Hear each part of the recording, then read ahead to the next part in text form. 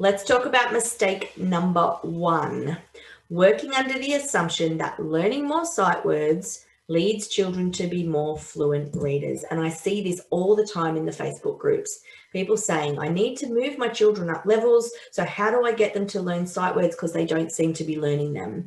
And those teachers asking those questions are not uncaring, unintelligent teachers. They're doing what they've been told to do. But actually, the research and evidence is clear that that is not the way to build fluency for most children. And let's have a look at a little bit more. The reality is that strong decoding skills is what builds that strong vocabulary and fluent reading. It's sort of a flipping it on its head. We have the same end goal, but how we get there is quite different. The first action we need to take as teachers to help children build fluency in word level and then text level is to make sure that they have automaticity in phoneme grapheme correspondence.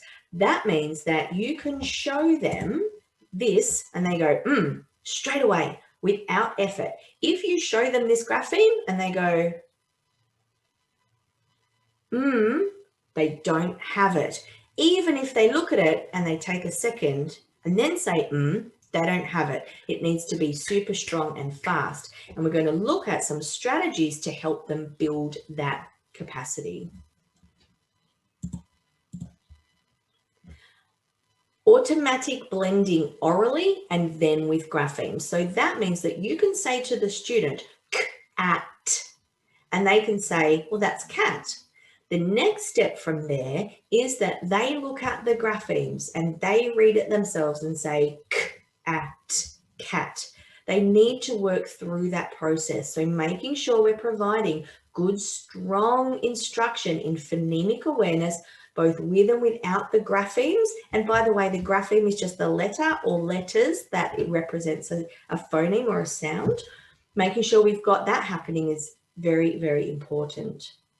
The third thing is teaching decoding the reading of the word and encoding the spelling of the word at the same time. Now, the good news about this is it means in the first 3 years of primary school, you do not need a standalone spelling program. You can save that for the upper primary. In foundation, year 1 and year 2, it is not needed.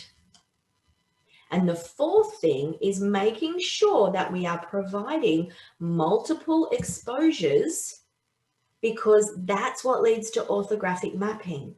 Now, the easiest way and the most simple way I can explain orthographic mapping is that the patterns in the words and the patterns of letters are committed to long-term memory so we can retrieve them instantly. And that's what I was saying before. It's the same end goal. The sight word program and this has the same end goal, but the processes we go through to achieve that are different. Now, this graphic here is a graphic of the forgetting curve, which basically just says we need to practice things frequently so we can remember it better. Doesn't seem like rocket science, does it? However, I wonder how many of us actually intentionally build that in to our programs. I need to let you know that accuracy comes first, then automaticity. And say that again, accuracy comes first and then automaticity. So children are going to be slow, but with our explicit intentional teaching and practice opportunities, they get faster and faster by doing these 4 things.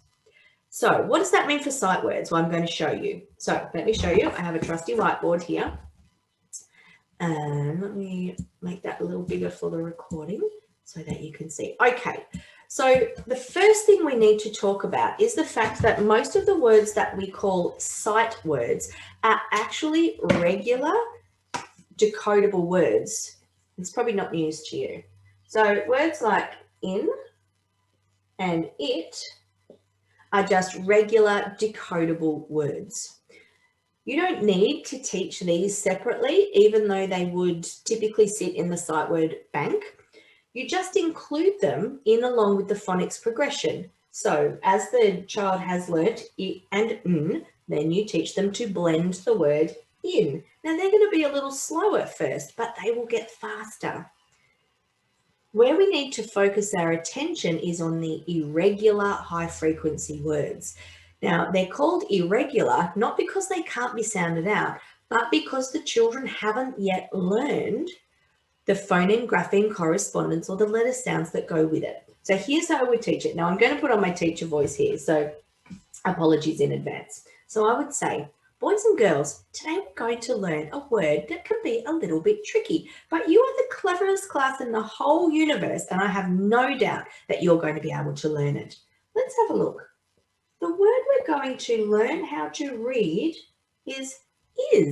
What's the word? So you do this my turn, your turn. So you point to yourself, is, and then you point to the students. And what you're looking for is a choral response. You don't want this popcorn kind of affair where they're all, saying it at different times. We need to train them to give their answer the same. And is it parrot fashion? Yep, it totally is. But this is a short chunk of your day. This is not the whole day that's done like this. So you're going to say to them, is.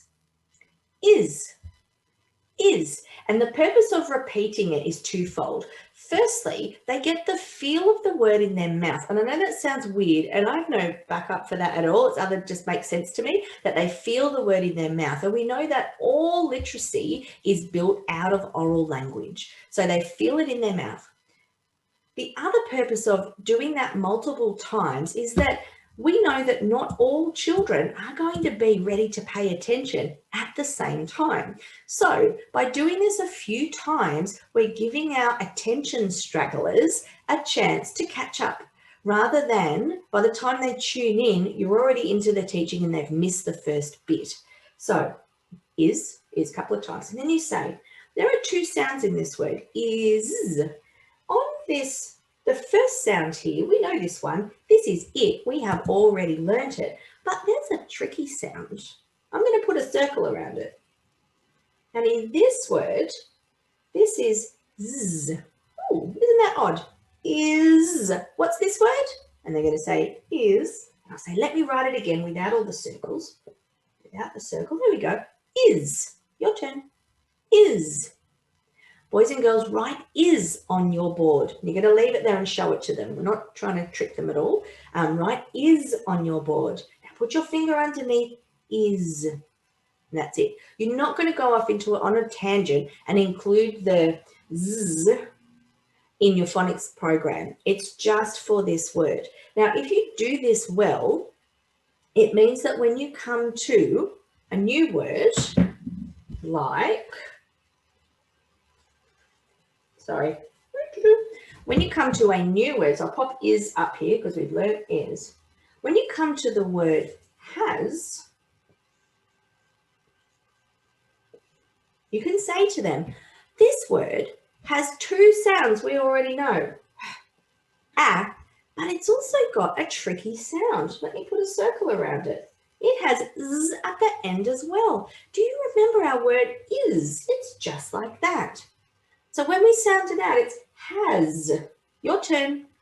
And you do the my turn, your turn before that. So what we're doing now is we're building a foundation of an understanding of how words work so that we're creating schema. Because what happens is these two are now in a schema together if we teach it explicitly and we teach it well.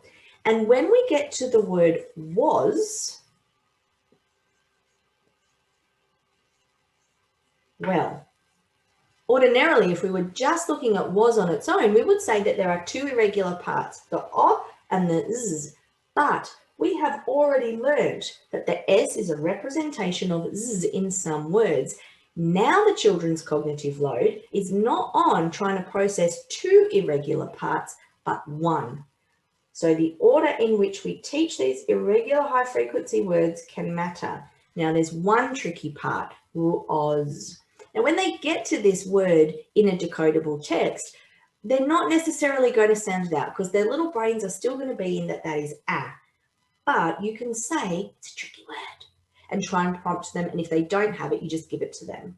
But this is a way to really build connection. It is about unpacking the words for them and helping them get that it's not all confusing. When we say to children, oh, you can't sound out most of the words in English, we're actually helping them be helpless, because then they're like, well, how am I ever supposed to learn it? So showing the irregular high frequency words in this way means that we're showing them the logic behind what we do. So if you have questions around any of that, pop it in the chat box directly to Vicky and she will note it down, and we can, I'll answer them for you later.